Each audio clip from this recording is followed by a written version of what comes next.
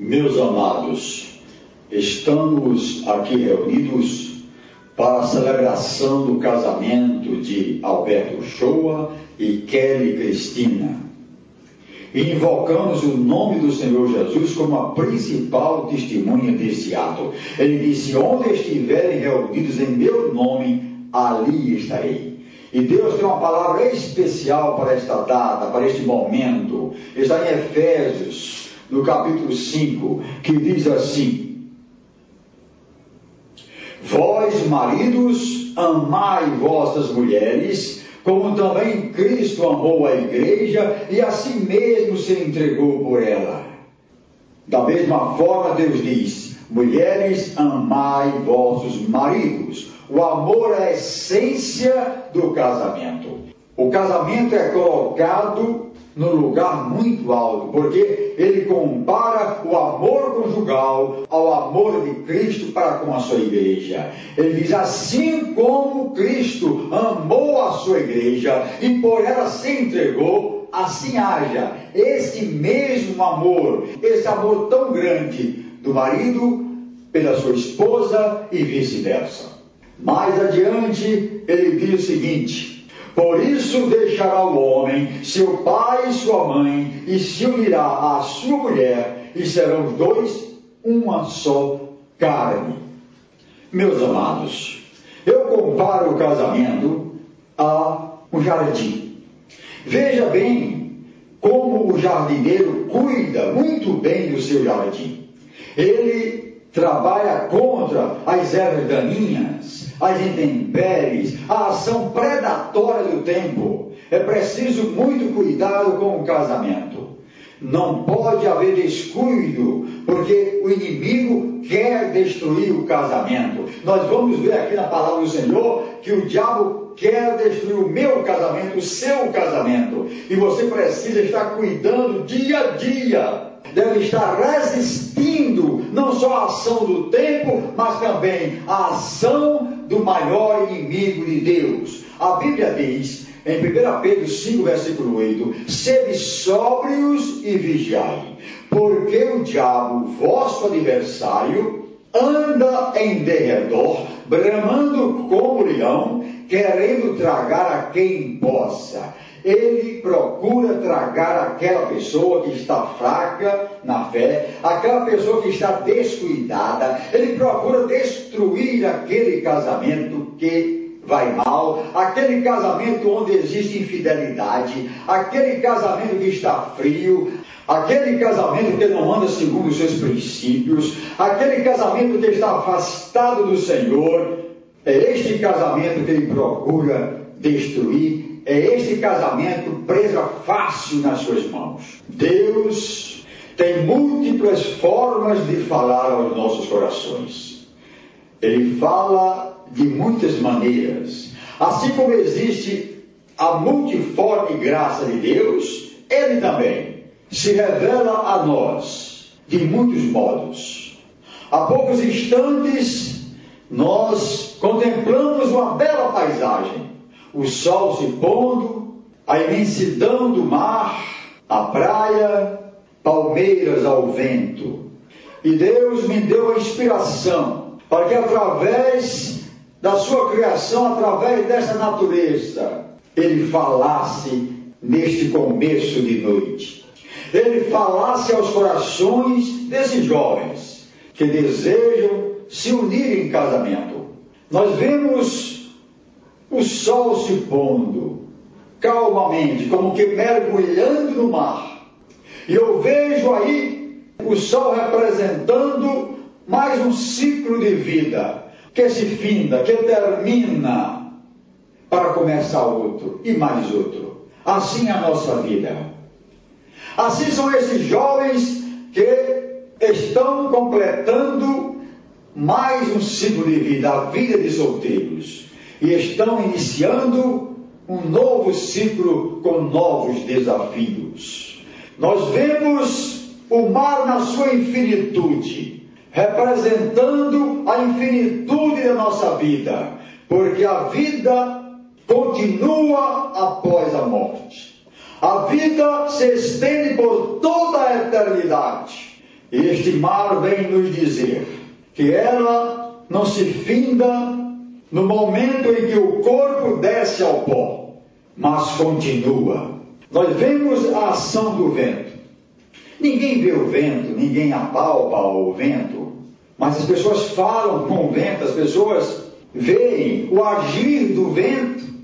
Ele assobia no telhado, ele assanha os cabelos das mulheres, às vezes até nós ficamos chateados com o vento, mas nós não vemos. Ele é invisível, mas ele é real. Ele representa o Senhor nosso Deus. Nós vemos a sua ação, nós vemos o seu agir, mas nós não vemos com nossos olhos carnais.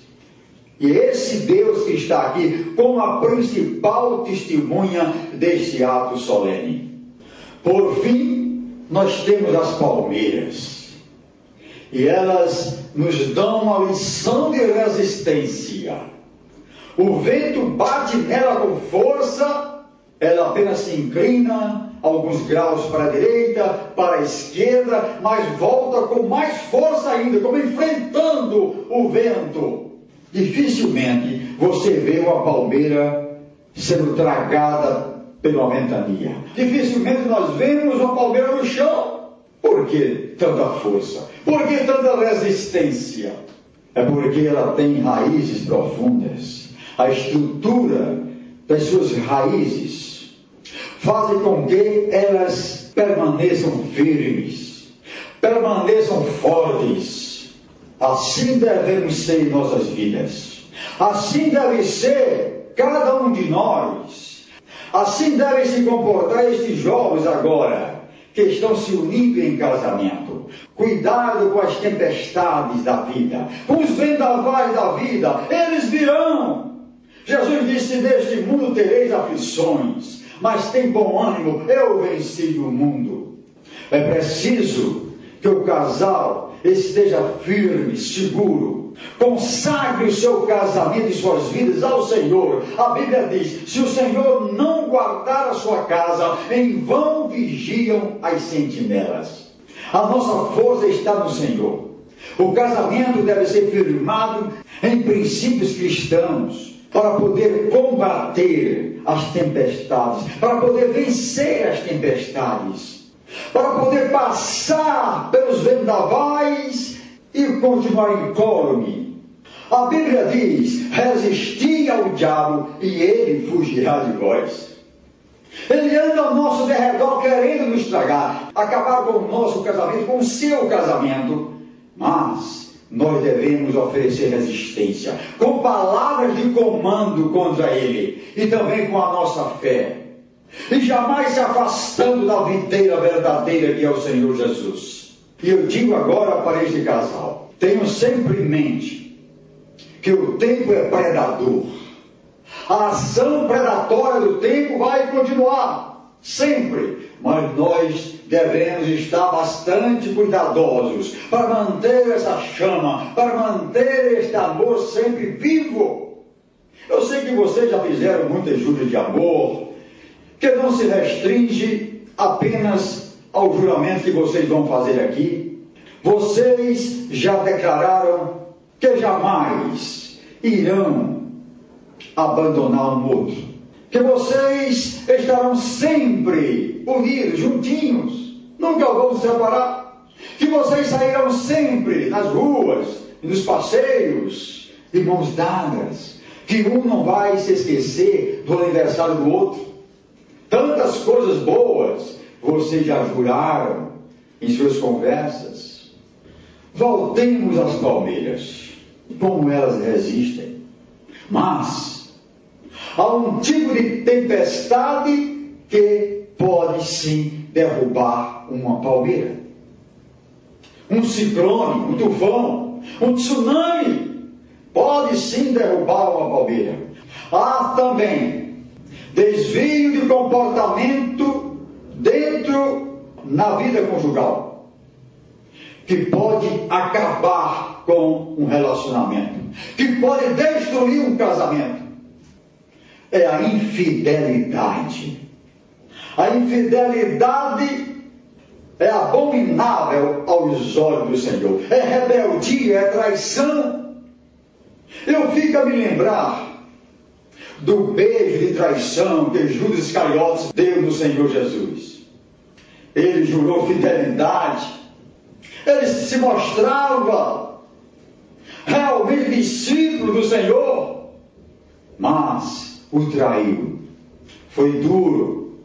Assim também como é duro para o cônjuge ofendido ter conhecimento de que seu companheiro, seu amor, seu parceiro está colocando uma terceira pessoa no leito conjugal.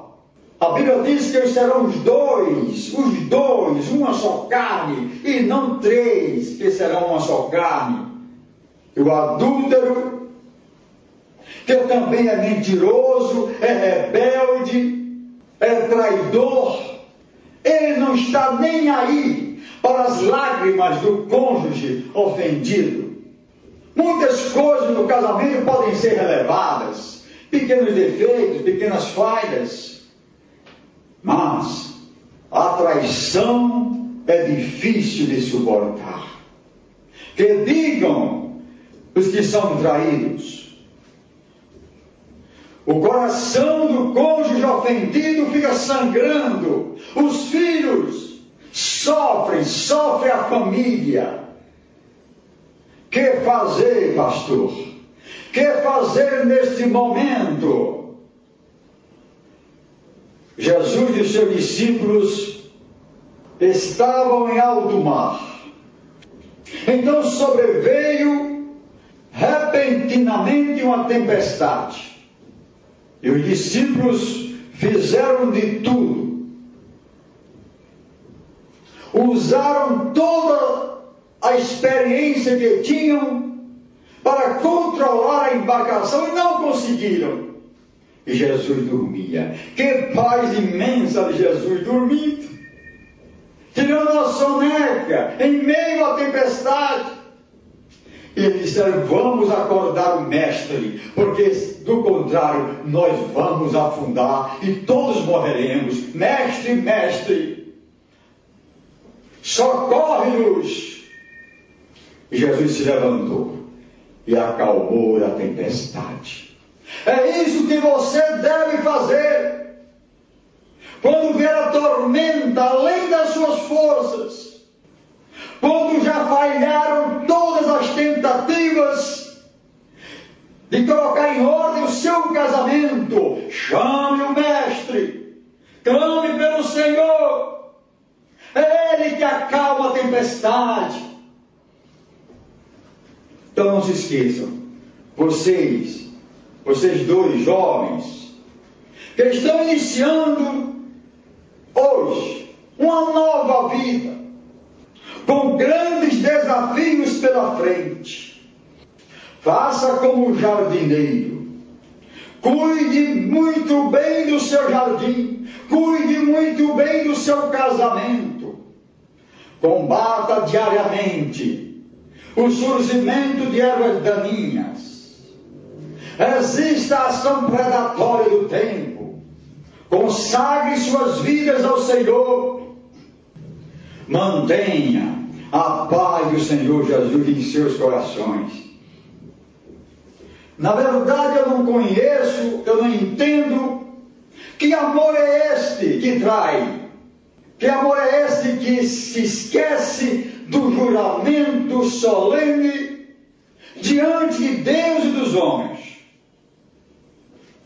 Muitos acham que o juramento na solenidade de casamento como esta é apenas um formalismo banal. Não é formalismo banal, não. É um compromisso diante do Senhor. Que essas alianças que vocês vão usar a partir de hoje sejam efetivamente um símbolo de amor e fidelidade.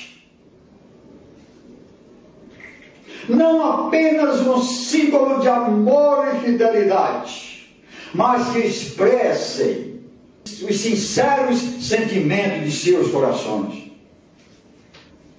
Meus amados, construir uma casa, enchê-la de móveis, de eletrodomésticos, a pessoa tem o dinheiro, até que é fácil.